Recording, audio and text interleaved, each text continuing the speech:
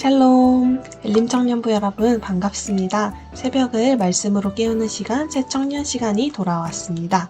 10월 25일 월요일 아침 말씀으로 하루를 시작하시는 여러분의 삶 가운데 하나님의 임재와 은혜와 축복이 더하여질 것을 믿음으로 선포합니다. 그럼 제가 오늘도 기도함으로 새청년을 시작하도록 하겠습니다. 사랑과 은혜가 충만하신 하나님 아버지, 오늘도 청년들의 마음을 깨우시고 또 삶을 깨우셔서 말씀으로 하루를 시작하게 하여 주시니 너무나 감사드립니다.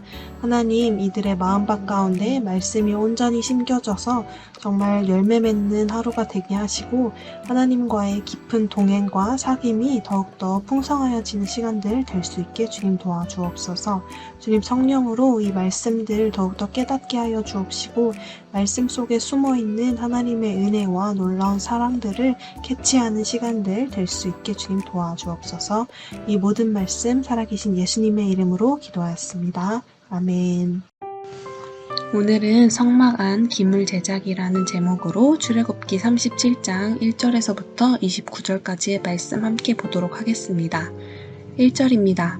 브살렐이 조각목으로 궤를 만들었으니 길이가 2규빗판, 너비가 1규빗판, 높이가 1규빗판이며 순금으로 안팎을 싸고 위쪽 가장자리로 돌아가며 금테를 만들었으며 금고리 넷을 부어 만들어 네 발에 달았으니 곧 이쪽에 2고리요 저쪽에 2고리이며 조각목으로 채를 만들어 금으로 싸고 그 채를 궤 양쪽 고리에 꿰어 궤를 매게 하였으며 순금으로 속죄소를 만들었으니 길이가 2규빗판, 너비가 1규빗판이며 금으로 그룹 둘을 속죄소 양쪽에 쳐서 만들었으되 한 그룹은 이쪽 끝에 한 그룹은 저쪽 끝에 곧 속죄소와 한 덩이로 그 양쪽에 만들었으니 그룹들이 그 날개를 높이 펴서 그 날개로 속죄소를 덮었으며 그 얼굴은 서로 대하여 속죄소를 향하였더라.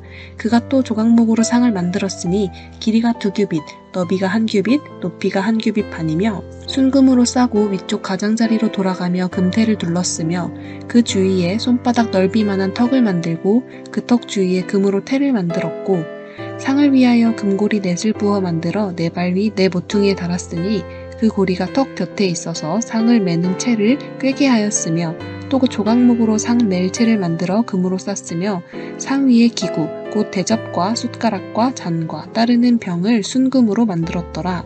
그가 또 순금으로 등잔대를 만들되 그것을 쳐서 만들었으니 그 밑판과 줄기와 잔과 꽃받침과 꽃이 그것과 한 덩이로 되었고 가지 6이 그 곁에서 나왔으니 곧 등잔대의 3가지는 저쪽으로 나왔고 등잔대의 3가지는 이쪽으로 나왔으며 이쪽 가지에 살구꽃 형상의 잔셋과 꽃받침과 꽃이 있고 저쪽 가지에 살구꽃 형상의 잔셋과 꽃받침과 꽃이 있어 등잔대에서 나온 가지 6이 그러하며 등잔대 줄기에는 살구꽃 형상의 잔넷과 꽃받침과 꽃이 있고 등잔대에서 나온 가지 6을 위하여는 꽃받침이 있게 하였으되 2가지 아래에 한 꽃받침이 있어 줄기와 연결하였고 또 2가지 아래에 한 꽃받침이 있어 줄기와 연결하였고 또다시 2가지 아래에 한 꽃받침이 있어 줄기와 연결되게 하였으니 이 꽃받침과 가지들을 줄기와 연결하여 전부를 순금으로 쳐서 만들었으며 등잔 7과 그 불집게와 불똥그릇을 순금으로 만들었으니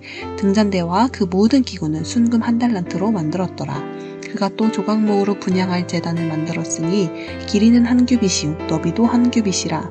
네모가 반듯하고 높이는 2규빗이며 그 뿔들이 제단과 연결되었으며 제단 상면과 전후 좌우면과 그 뿔을 순금으로 싸고 그 주위에 금테를 둘렀고 그 테 아래 양쪽에 금고리 둘을 만들었으되 곧 그 양쪽에 만들어 제단을 매는 채를 꿰게 하였으며 조각목으로 그 채를 만들어 금으로 쌌으며 거룩한 관유와 향품으로 정결한 향을 만들었으되 향을 만드는 법대로 하였더라. 아멘. 출애굽기를 묵상하다 보면 반복되는 내용이 나오는 것 같아 헷갈리고 지루하게 느껴질 수도 있습니다. 25장에서 31장까지에도 성막과 기구에 대한 설명이 나오고 이번 본문에도 비슷한 내용이 나옵니다. 하지만 두 내용의 차이는 첫 번째 언급하실 때에는 이러이러하게 만들라 라는 설명서였다면 36장부터 진행되는 성막과 기구의 제작은 실제로 이렇게 제작했다 라는 내용의 결과 보고서라고 생각하시면 좋을 것 같습니다. 네, 그러면 지혜로운 자 브셀렐과 오홀리압 외에 여러 사람을 세우신 하나님이 어떻게 성막 기구를 제작하시는지 오늘 본문을 통해서 함께 살펴보도록 하겠습니다. 그럼 오늘 나올 기구들을 한번 보겠습니다. 첫 번째로는 지성소에 놓일 기구인 법궤와 궤를 덮는 뚜껑인 속죄소입니다. 둘째로는 성소에 들어가는 기구인데요.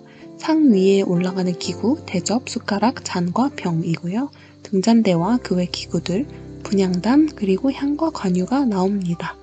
오른쪽에 사진을 참고하시면 좋을 것 같은데요. 지성소 안에는 법궤가 있고 성소 안에 분향단과 등대와 진설병 상이 놓여있는 것을 보실 수 있습니다. 네, 지성소에 놓이는 기구부터 보겠습니다. 브살렐이 먼저 조각목으로 법궤를 만들었습니다. 그리고 그것을 순금으로 둘러쌌는데요. 언약궤 또는 증거궤라고도 부르는 법궤는 하나님과 이스라엘 사이에 맺은 언약을 증명하는 기구였습니다. 순금으로 둘러싼다는 것은 금의 속성처럼 결코 변하지 않는 하나님의 말씀과 언약을 상징합니다. 또한 법궤는 지성소에 놓여 있는데 말씀 가운데 임재하시는 하나님을 상징합니다. 오른쪽에 있는 사진을 참고하시면 좋을 것 같습니다. 네, 다음으로는 속죄소인데요. 속죄소는 도금 방식이 아닌 100% 순금으로 제작을 하였고 날개 달린 그룹을 양쪽에 달았습니다. 그 날개는 속죄소를 덮는 사이즈였고요. 순금으로 만들어진 속죄소는 흠이 없어 우리의 죄를 대속 가능하셨던 거룩한 예수 그리스도를 예표합니다. 또한 법궤를 속죄소가 눌러서 덮는다는 이 뚜껑 역할을 한다는 것은 하나님의 법을 마땅히 지킬 수 없어 죽을 수밖에 없는 인간에게 예수 그리스도의 피로써 눌러 덮어주시는 속죄함과 자비함을 의미한다고 할 수 있습니다.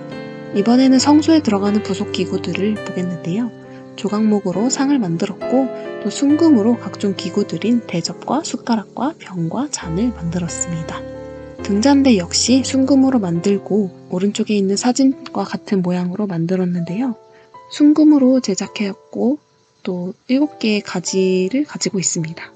한 줄기에서 뻗어나온 나머지 가지들은 그리스도와의 연합을 상징하고요. 7개의 등잔, 이 숫자의 의미는 완전한 수임과 동시에 7교회를 상징한다고 합니다. 또한 등잔의 목적은 바로 비추는 것인데요. 하나님의 임재의 빛이 임한다는 의미를 가지고 있습니다. 그 외에 불집게, 불똥그릇 역시 순금으로 만들었습니다. 다음으로는 분향제단입니다. 조각목으로 분향제단을 만들어 또 순금으로 둘러쌌는데요. 이 분향단은 속죄소 맞은편에 위치하고 있습니다. 하나님의 보좌 우편에 계신 예수 그리스도의 중보사역의 처소임을 상징하고 있습니다. 지극히 거룩한 분향단에 지극히 거룩한 향이 있어야 함은 우리 성도의 기도가 거룩해야 함을 보여주고 있습니다. 또한 향은 오직 하나님을 위해서만 사용되어야 하며 하나님의 방법으로만 제작되어야 합니다. 오늘 메시지를 통해서 느낀 하나님을 적어보았는데요. 첫 번째로는 하나님의 일 가운데 사람을 초청하셔서 함께 완성해 가시는 분이십니다. 하나님이 혼자 하실 수 있는 일임에도 불구하고 인간을 통하여서 가장 귀한 예물을 모으시고 또 사람을 세우고 그들을 거룩한 일 가운데로 부르십니다. 하나님의 일 가운데로 나를 초청하시는 그 주님의 음성이 너무나도 감격적으로 느껴졌습니다.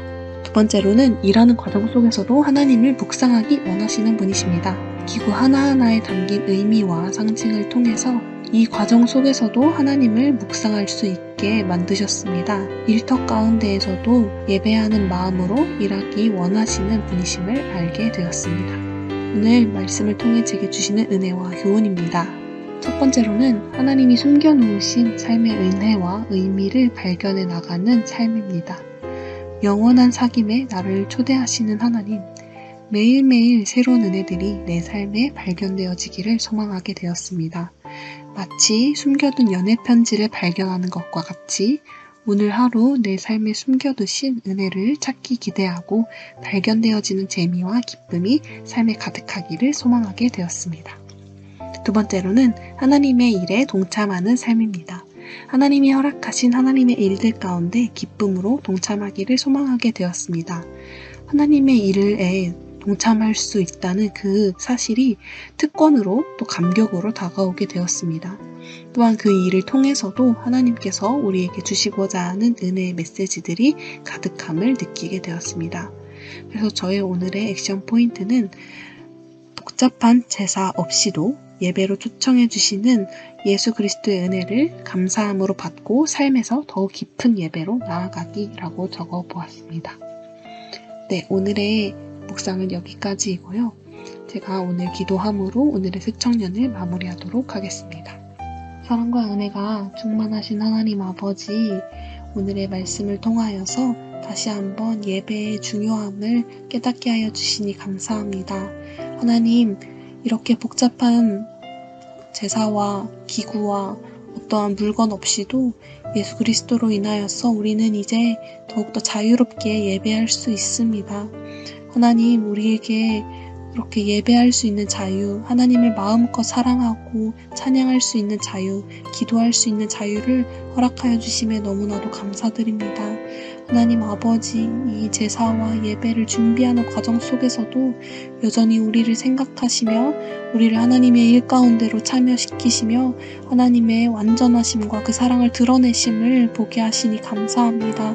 하나님, 더욱더 그 예배의 장소로 우리가 나아가게 하시고 주님, 예배 가운데에서 주님을 더욱더 대면하게 하여 주옵시고 주님, 날마다 삶에서 숨겨놓으신 그 하나님의 은혜와 사랑을 발견하는 시간들 되어지게 하여 주옵소서.